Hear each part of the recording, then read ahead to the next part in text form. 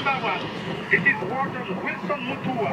Over. Warden Wilson working the reserve at the Little Turi Forest. Over. Ramjavo, Timbawat. Keep your eyes open and drive carefully.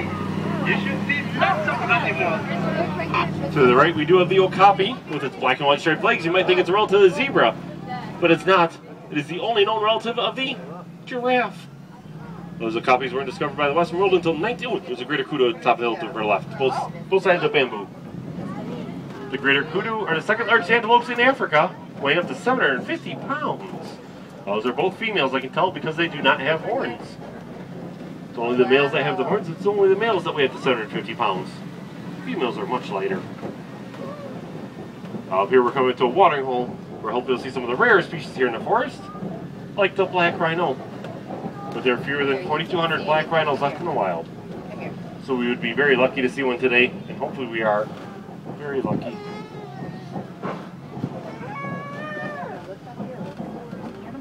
See a black rhino yet.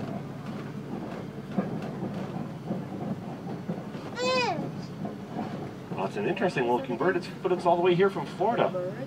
It's a spoonbill. Flew all the way here from Florida, all the way to Africa. Wow. That's a long flight.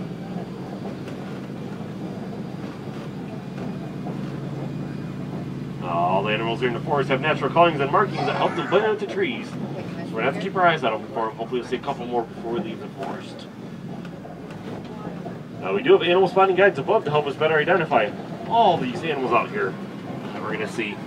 Within the next 2 weeks you should be able to see them all. But you never know, because they are all wild. You see some birds coming up on our left-hand side. The biggest storks in Africa, tallest storks in Africa, saddle-billed stork. Saddle-billed storks stand up to be 6 feet tall, with up to an 8 to 9 foot wingspan. Very large birds. One standing, one sitting right now. Alright, now we're going to be heading out of the Little Turi Forest and towards the Safi River area.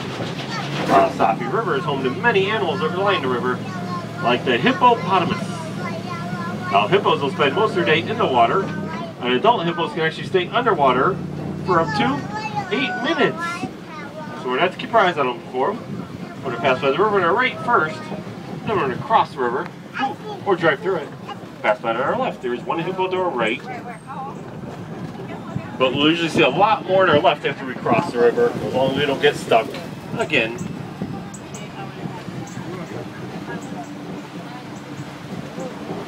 Lots of ducks. Those are northern fin-tailed ducks. Put the hippos on our left.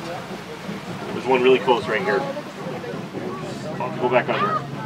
Really, really close. And there's one swimming through the other side of the island. We'll go stop and see him over there. The bird on the top branch is the white-breasted cormorant in the nest. They dive underwater to fish. The large gray birds are the pink-backed pelicans. Pink-backed pelicans nest in treetops in colonies. And then the hippos. Here comes another one. These hippos, when fully submerged, tend to walk on the bottom instead of swim. Just easier for them. When they come up at night to eat, they'll eat up to 150 pounds of grass each and every night. Until adult hippos can weigh up to 5,000 pounds. Very hungry hippos. They can stay under for 8 minutes. Oh, here comes. Oh, wow. Wow. That was scary. Ooh, come to see what's happening. These are very aggressive animals. Although they only eat grass, they're still very aggressive animals. The hippos. Now up here we're going to be coming to a very old and very rickety bridge.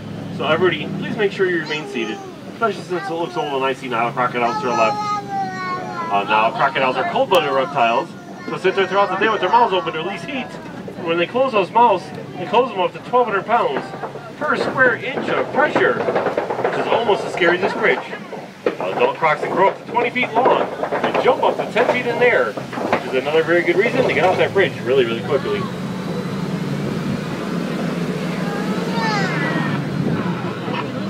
Come in. Warden Wilson, this is Simba 1, over. Just wanted to let you know that my ground patrol has seen a lot of elephant activity near the Red Clay Pit. You definitely want to check out that area. Ooh, thanks for that tip, Wilson. We'll be heading over those red clay pits in just a little bit, where hopefully we'll see some elephants. Right now, we're heading into a different ecosystem with many different animals. Ooh, and speaking of different, to our right here, that upside-down looking tree is the baobab tree.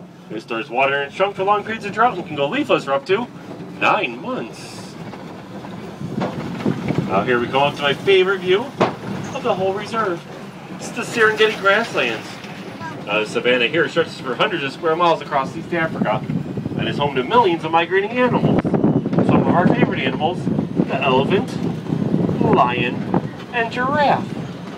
This is the wild Africa that we're all trying to conserve here. The landscape here in the savannah is created by all the animals that live here. The elephants are the bulldozers that knock down trees to eat the leaves. The giraffes are the pruning shears that eat the underside of trees to let light shine through. The antelope and the zebra are the lawnmowers that keep the grass trimmed to let new shoots grow. And the warthog and gazelle are the edge trimmers. In a balanced natural ecosystem, all the animals can find enough to eat. And hopefully we can find all those animals. Don't worry if you don't see one on day 1 or day 2. You'll probably see them on day 3 or 4. Not to worry. We have another 13 days to go. After all, if we do see them all on day 1, then I have to quiz you on day 2 and 3. It's not very much fun. There's some tall cones of earth on our left. Those are actually termite mounds. Wow, that's a really big one coming up. These termite mounds will bake in the sun and become hard as rock. And elephants love to use them as scratching posts. When elephants wear them down, the smaller antelope and gazelle like to stand on top of the spot. Lions and cheetahs over tall grasses.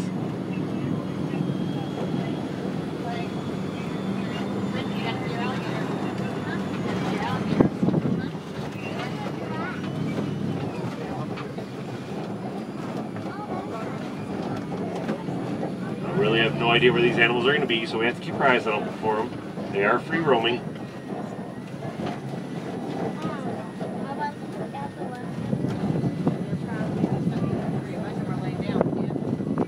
I guess I saw one giraffe.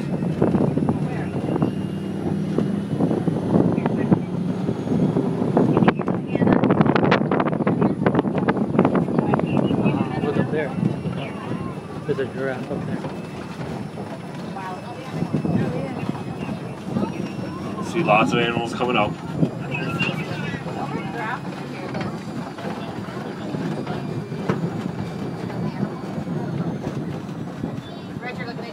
There's a reticulated giraffe at the top of the hill, behind a palm tree.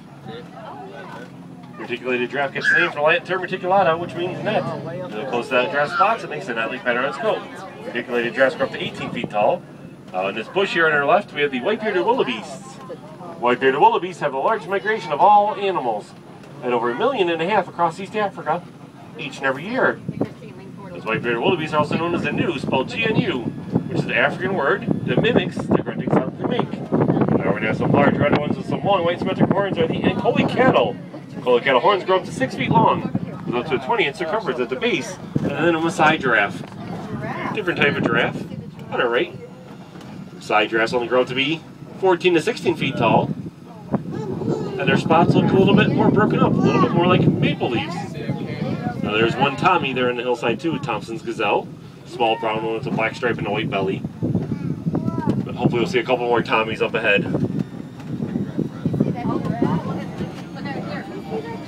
There's a reticulated giraffe up here on the left on our hillside. I see one in the opening up ahead. Next to these Patterson's elands. These large light-tailed animals are the Patterson's eland, and this is the reticulated giraffe.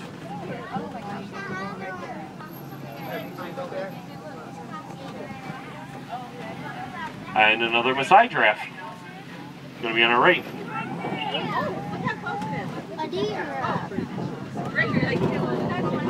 Here's another Maasai giraffe, really close to us. Both the reticulated and Maasai giraffes will eat for up to 18 hours per day. And both these giraffes only sleep for about 5 minutes at a time.